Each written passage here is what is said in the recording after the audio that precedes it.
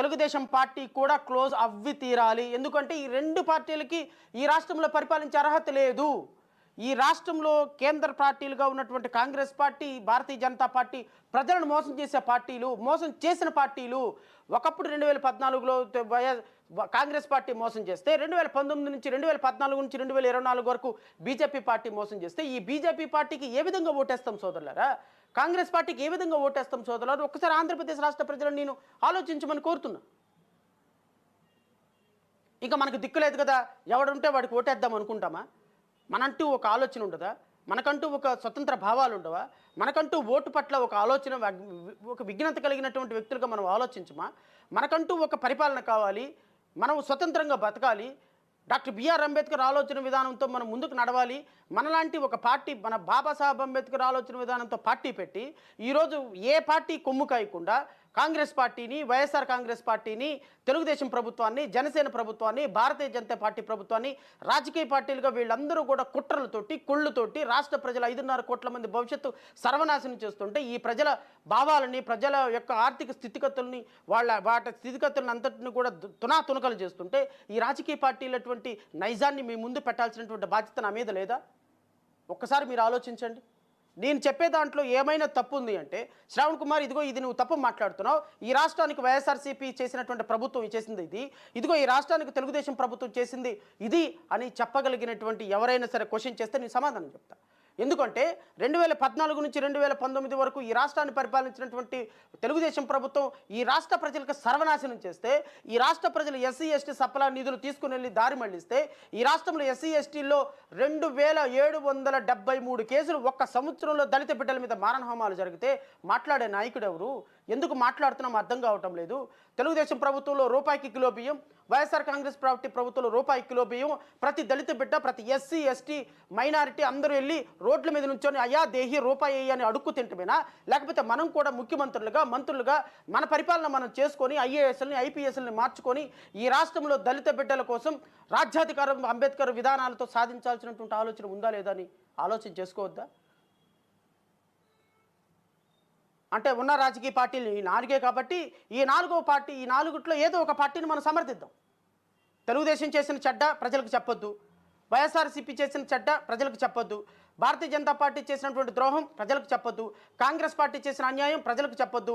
ఈ భారతీయ జనతా పార్టీని మోసి రేపొద్దున ఎస్సీ ఎస్టీ ఓట్లన్నీ తీసుకొని వెళ్ళి భారతీయ జనతా పార్టీకి ఇచ్చి, భారతీయ జనతా పార్టీ లాంటి మతతత్వ పార్టీని సపోర్ట్ చేసి పవన్ కళ్యాణ్ యొక్క ఆలోచన ఎవరికి చెప్పొద్దు.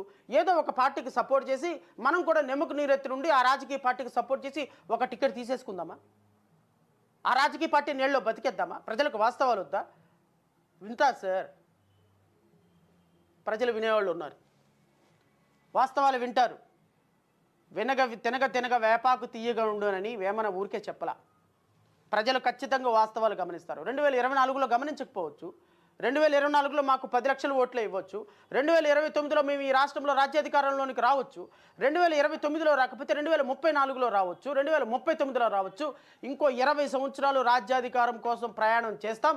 ప్రతి ఎలక్షన్లో కూడా ప్రజలకి వాస్తవాలు చెప్పి ప్రజల మనసులను గెలుచుకోవడానికి ప్రతి ఎఫర్ట్ పెడతాం. ఇది ప్రజాస్వామ్యం. This is called democracy. This is not like a one man show.